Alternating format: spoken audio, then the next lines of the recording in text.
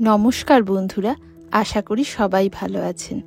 মিলেমিশের একটা নতুন ভ্লগে আপনাদের সবাইকে ওয়েলকাম। আজকের ভ্লগটা শুরু করলাম রিভুকে স্কুল থেকে আনা থেকে। ওকে স্কুল থেকে বাড়ি নিয়ে এলাম। তোমার এই যে বাটারফ্লাই বক্সগুলোতে কি কি আছে? পিঙ্ক বক্সে কি আছে? What is in your pink box? Apple. তারপর এই ব্লু বক্সে Coffee. ওপেন করে দেখাও। No. আচ্ছা, It's green. গ্রিন বক্সে কি আছে? Cucumber. আর এই পার্পল বক্সে Movie. মুড়ি। ভাত ঠাত খেয়ে এখনো বসেছে এই ছোট ছোট বক্সে নিজের জিনিসপত্র, পছন্দের খাওয়ার জিনিসপত্র ভরে খেতে। ও আবার দুপুরে ঘুমায় না, আসলে স্কুলে একটুখানি ওদের ঘুম থেকে ন্যাপ টাইম আছে তো, সেইটা নিয়ে আসে বলে ও আর দুপুরে ঘুমায় না। আমিও জোর জবরদস্তি করি না। ও এখন দুপুর মোটামুটি 3:30 থেকে বিকেল সন্ধ্যে 6টা 6:30 অবধি অপেক্ষা করতে থাকে ওর বাবা কখন আসবে। তুমি কি অ্যাপেল ভালোবাসো? Do you like apple? Yeah. Do you like muri? Yeah. Do you like cucumber? Coffee. Goldfish? Do you like goldfish? Yes. সারাদিন প্রচণ্ড পরিমাণে অফিসের ক্লান্তি থাকলেও ঘরে ঢোকার মুখেই রিজু যেন একটা অসম্ভব এনার্জি নিয়েই ঘরের ভেতর ঢোকে। কারণ ও জানে যে ওর ছেলে ওকে ওয়েলকাম করার জন্য দরজার সামনে দাঁড়িয়ে আছে। আর ওই এনার্জিটা দেখে রিভু এতটাই পজিটিভ ভাইব পায় যে ও এই মুহূর্তটার জন্য অপেক্ষা করে থাকে যে কখন ওর বাবা আসবে। এই দেখুন, দুপুরে কোনো কাজ খুঁজে পাচ্ছে না। আমি একটুখানি শুয়েছিলাম, তারপর দেখলাম চুপচাপ কেন, লাফ দিয়ে উঠে এসে দেখি ওর স্কুলের ক্রাফটের জন্য আমি কয়েকটা স্টিকার কিনেছিলাম। ওদের স্কুলে তো ক্রাফট হতেই থাকে, সেইগুলো সমস্ত খুলে খুলে ও এখানে টেবিলের মধ্যে সাজিয়ে লাগাচ্ছে। এটা দেখে আমার নিজের ছোটবেলার কথা মনে পড়ে গেল। আমরা যখন কাঁচরাপাড়ায় থাকতাম আমার ঠাকুরদার বাড়িতে, আমিও এরকম একটা কাণ্ড করেছিলাম, জানেন তো। এরকম স্টিকার খুলে খুলে আমার মায়ের বিয়ের যে ড্রেসিং টেবিলের যে চেয়ারটা ছিল, টুলটা ছিল, ওটার মধ্যে এরকম স্টিকার লাগিয়ে বেরিয়েছিলাম। আজকে রিভুকে দেখে আমার সেটাই মনে পড়লো। যাই হোক, ওকে আর বাধা দিইনি, ও মনের আনন্দে এটাই করছে, এটাই করুক যেটা ওর মন চায়। এই স্টিকার অ্যাক্টিভিটি আর এই প্লেডো অ্যাক্টিভিটি, এই দুটো দেখলাম বাচ্চাদের এনগেজ করার জন্য একটা খুবই হেল্পফুল আমার কাছে টুল।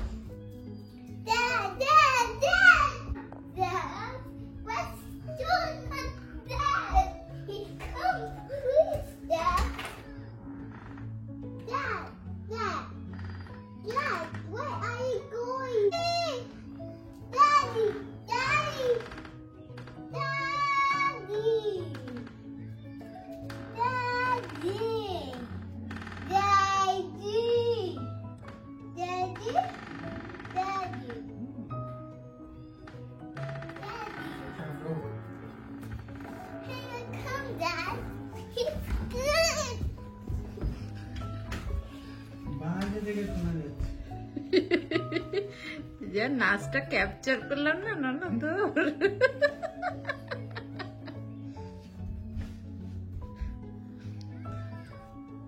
এত আনন্দ। Are you happy? কি কি কি কি কি আমরা অ্যাচিভ করলাম।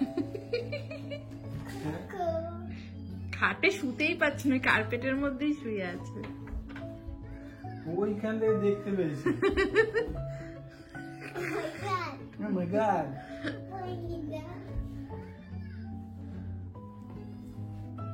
বাইরে থেকে ওখান থেকে শোনা যাচ্ছে।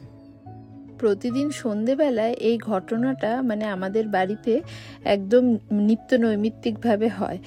মানে সারা কমিউনিটির আমাদের আশেপাশে যারা থাকে মোটামুটি সবাই জানতে পারে যে রিভুর বাবা এসছে। আমি তো রিজুকে সবসময় বলি মাঝে মাঝে, তুই এক কাজ করবি, ও যা করতে থাকে, ওই বাইরে দেখে গাড়ি পার্কিংটা, দেখেই ও এমন চিৎকার করতে থাকে যে একটা মানুষ তো গাড়ি পার্ক করে 3 তলা অবধি উঠতে তার টাইম লাগে। মানে আমি বলেছি তুই এক কাজ করিস, গাড়ি পার্ক করে রকেটে চলে আসিস 3 তলায়, আমি জানলা খুলে রাখবো, ঢুকে যাস। মানে এত তাণ্ডব করতে থাকে। আর এই যে আসার পর এই করতে হবে ওর সাথে, ওকে নিয়ে এই সমস্ত ধস্তানি করতে হবে, এগুলোই ওর হেভি মজা লাগে। যাই হোক, এখন এই সমস্ত করবে, আমি এবার খেতে দেবো ওদেরকে। আবার অপেক্ষা করে জানেন তো, সন্ধেবেলার মানে জলখাবারটা ওর বাবার সাথে একসাথে খাবে। মানে আগে দিলেও খেতে চায় না, একটু ফল টল খেয়ে নেয় ভাত খাওয়ার পর কিছুক্ষণ পর, কিন্তু সন্ধেবেলার স্ন্যাক্স ও সবসময় ওর বাবার সাথেই খাবে। Look at this. Look at this, কি দেখবো? Where is Papu? Let's look. It's two. Grass. It's like দেখি দেখি দাদাকে Dad. Dad ox in a cook. কেমন লাগছে নানু দাদাকে? Good. No, not funny. It's not funny. It's tone. I'm not funny. এই সুপারম্যানের ড্রেসটা রিভু পেয়েছে স্কুল থেকে। এই একটা পেছনের এই ওড়ার জন্য, আর একটা গ্লাস, আর একটা ব্যান্ড। এবার নিজে পরার আগে ও ড্যাডিকে পরে সাজাচ্ছে। রিজুকেও যতই হোক এগুলো করতেই হয়, ইচ্ছা করে না এইসব পড়তে, কার অফিস থেকে এসে ইচ্ছা করে বলুন, কিন্তু ওই ওর মনের খুশির জন্য একটুখানি করতে হয়, যাতে ছেলেও ভীষণ খুশি হয়ে যায়। আমার সাথে তো এইসব আসলে পেরে ওঠে না। নমস্কার বন্ধুরা। বন্ধুরা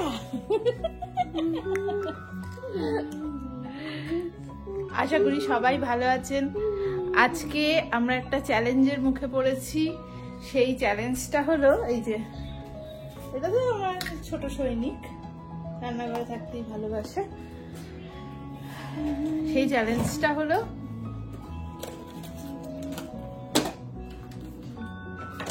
এইটা,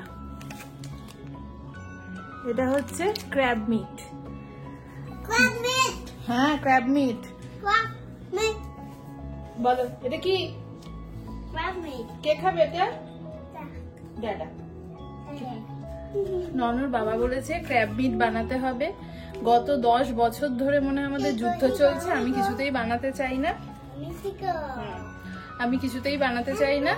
আর ওই বাবা, এ বাবা। Papa, why is the cookie? আচ্ছা, ও একটু কথা বলবে, একটু বলে নি কথা বলো,